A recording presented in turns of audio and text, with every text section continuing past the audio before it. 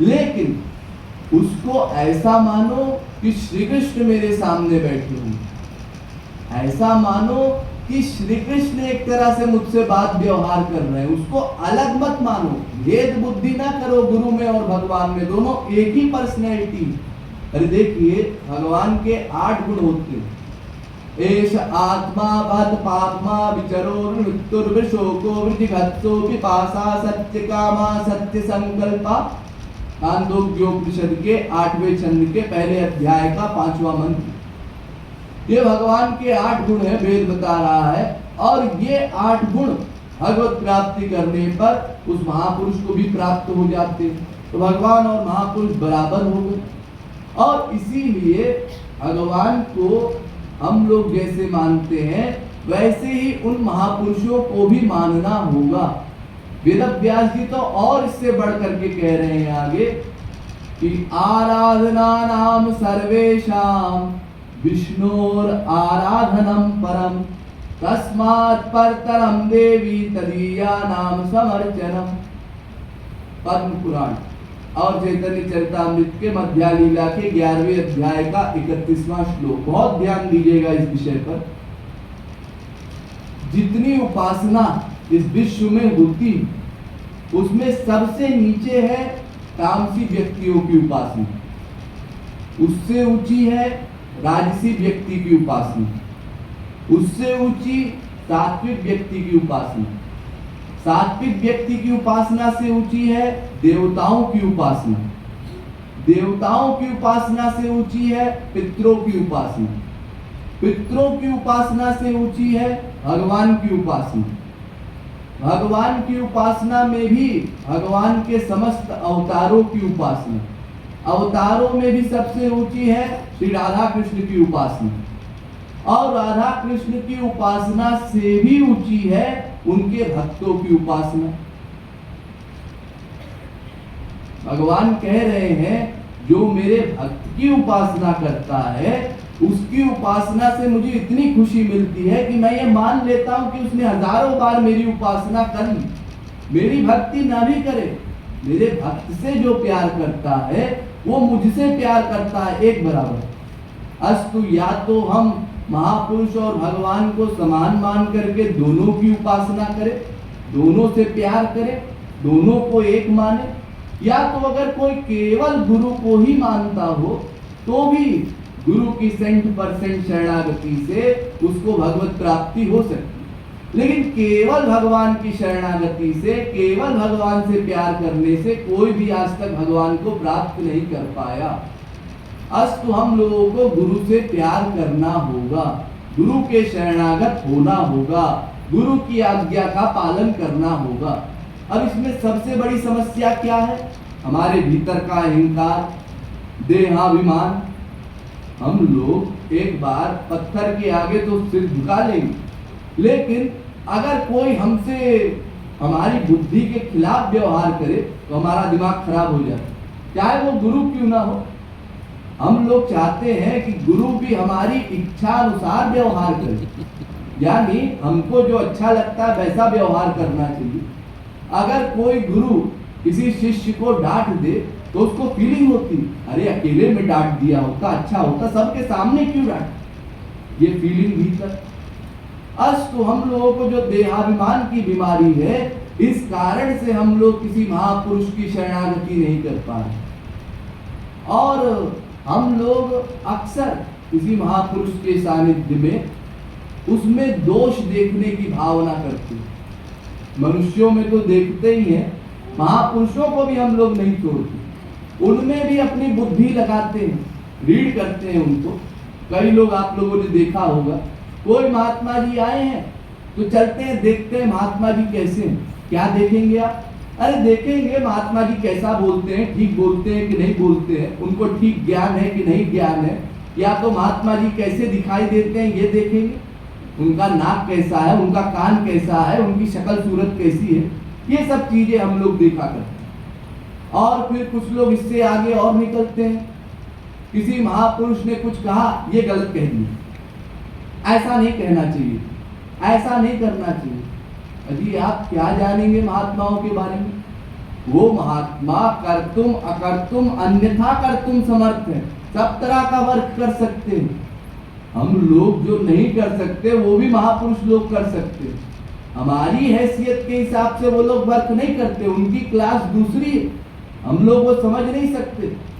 और महापुरुष तो खास करके तमाम तरह के वर्क किया करते हैं, हम लोग उसको जान नहीं पाते। एक व्यक्ति से बड़ी सीधी तरह से बात कर रहे हैं, एक व्यक्ति को डांट रहे हैं, गुर्रा रहे हैं, क्योंकि डांटने से उसका कल्याण है, एक का सीधे बात करने से कल्याण है। एक ही महापुरुष को सब तरह के व्यवहार करने पड़ते हैं जीवों से, इसलिए तमाम तरह का व्यवहार होता है। कभी वही महापुरुष शिष्ट बन जाते हैं, सभ्य बन जाते हैं, और कभी वही महापुरुष टेढ़े मेढ़े कार्य करने लगते हैं। और हम लोग तो फिर बहिरंग कार्यों से उनकी पहचान करते हैं, हम भीतर का हिसाब तो जानते नहीं। अरे मान लीजिए आपने किसी महापुरुष को एक रसगुल्ला दिया और रसगुल्ला खाया उस महापुरुष ने और मुंडी हिलाई, तो आपने कहा हाँ महात्मा जी को रसगुल्ला अच्छा लगे, ये रसगुल्ले में रस ले रहे हैं इसलिए मुंडी हिल रही। अब आपको क्या पता रसगुल्ले के रस में मुंडी हिल रही है कि श्री कृष्ण के ध्यान में मुंडी हिल रही है। हम लोग भीतर का हिसाब नहीं जान सकते, बहिरंग कार्यों के हिसाब से कुछ कुछ अनुमान हम लोग लगाते हैं। अरे यूं समझिए, एक बार ब्रज में गोपियों ने एक व्रत किया, तो उस व्रत में जब शाम होने लगी तो गोपियों ने कहा श्री कृष्ण से जाकर के, हे श्री कृष्ण, अब हम किसी ब्राह्मण को भोजन करवाना चाहते हैं, किसी ऋषि को भोजन करवाना चाहते हैं, तो आप बताइए ऐसा कौन सा महापुरुष है, ऐसा कौन सा महात्मा है जो हम सबका भोजन स्वीकार करे। अब सहस्त्रों में गोपियों की संख्या थी, तो किसको ढूंढे। तो सब श्री कृष्ण से पूछने गई। श्री कृष्ण ने कहा तुम लोग डरो मत, हमारे गुरु हैं दुर्वासा ऋषि, उनके पास चले जाओ, वो तुम सबका भोजन स्वीकार करेंगे। गोपियों ने कहा महाराज बड़ी कृपा आपकी, आपने दुर्वासा ऋषि का नाम आगे कर दिया, लेकिन एक समस्या है। वो क्या? दुर्वासा ऋषि तो यमुना पार रहते हैं, अभी संध्या का समय है, हमको घर भी वापस लौटना है, अब यमुना पार कब करेंगे और एक एक करके पार भी करेंगे तो वापस आते आते रात हो जाएगी और फिर घर में डांट पड़ेगी, तो महाराज कुछ इसका इलाज हो तो बताइए। तो श्री कृष्ण ने कहा देखो, अगर यमुना से डर लग रहा हो तो यमुना जी के पास जाना और कहना हे यमुना मैया, अगर श्री कृष्ण अखंड ब्रह्मचारी हैं तो हम सबको मार्ग दे दीजिए। अब गोपियों का मुंह खुला का खुला रह गया, उन्होंने कहा ये किसको बेवकूफ बना रहे, अगर यशोदा मैया को पट्टी पढ़ाए तो कुछ समझ में भी आए। हम ही लोग से दिन भर प्यार की बातें ये करते हैं, कहते हैं तुम्हारे अलावा हम किसी और को जानते नहीं और अपने आप को अखंड ब्रह्मचारी समझ रहे हैं। लेकिन चलो ठीक है, एक बार कोशिश करके देखते हैं क्या होता है। और सब गोपियों ने जा करके उसी प्रकार हाथ जोड़ करके यमुना मैया से प्रार्थना की, हे यमुना मैया, अगर श्री कृष्ण अखंड ब्रह्मचारी है तो हम सबको मार्ग दे दीजिए। और यमुना ने तुरंत मार्ग दे दिया। अब गोपियों को कुछ समझ में नहीं आ रहा ये हो क्या रहा, ऐसा कैसे हो गया। खैर छोड़ो, अपना काम बन गया। अब वो सब आगे बढ़ी और दुर्वासा जी के पास गई और उनसे प्रार्थना की, महाराज हम सब आए हैं बहुत दूर से, हमारा उपवास था, आप हमारा भोजन स्वीकार कर लीजिए, तब हम फिर उसका भोजन प्रसाद खाएं। तो फिर दुर्वासा ऋषि ने कहा सब लोग अपनी थाली रख दो, और सबने रख दी। और दुर्वासा ऋषि एक थाली लिए, उसको साफ किए, दूसरी तरफ रखते गए, दूसरी थाली लिए, उसको खाए, फिर साइड में रख दी। एक एक करके सारी थाली खा गए। अब गोपियों ने कहा हाँ इनके गुरु तो बहुत बढ़िया, हम सबका खाना खा गए, है तो नंबर 1 के पेटू, लेकिन चलो हम सबका काम बन गया। अब जब सबने खाना खा लिया, सबका खाना खा लिया दुर्वासा ऋषि ने, तो उसके बाद सब गोपियों ने प्रार्थना की, महाराज अब ऐसा है कि हमको घर जाना है वापस। तो समस्या क्या है महाराज, असल में यमुना जो बीच में पड़ती है वही समस्या। श्री कृष्ण ने आते समय ऐसी युक्ति दी थी तो हमारा काम बन गया था। अब वापस लौटते समय अगर यमुना ना माने तो हम क्या करें, कोई और युक्ति हो अगर आपके पास। तो दुर्वासा ऋषि कहते हैं देखो, अब की बार जब तुम यमुना के पास जाना तो यमुना से जाकर के कहना, ऐ यमुना मैया, अगर दुर्वासा ऋषि ने अपने पूरे जीवन में दूब एक घास का तिनका होता है, दूब के अलावा कुछ ना खाया हो तो हमको मार दे दी, केवल दूब खा करके रहते हैं पूरे जीवन में। अब गोपियों ने कहा ये तो और सफेद झूठ, अभी थाली सबकी चट कर गए और कहते हैं कि दूब के अलावा कुछ खाते नहीं। और फिर जाकर के यमुना से प्रार्थना की, फिर यमुना ने मार्ग दे दिए।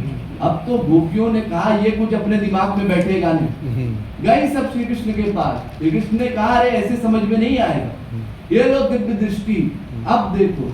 अब देखा ये तो सब योग माया का वर्क है, ये हमको दिखाई कुछ दे रहा है, वो कुछ और रहा है। तो महापुरुषों के सब वर्क अलौकिक होते हैं, लौकिक बुद्धि से उसको नहीं समझा जा सकता। अलौकिक वर्क है, अलौकिक माने जैसे जगत में ना होते हो। हम लोग तो जैसा वर्क संसार में दिखते हैं केवल उतना ही सोच सकते हैं। संसार में भी जैसे जब पहले पहले एरोप्लेन बनाने का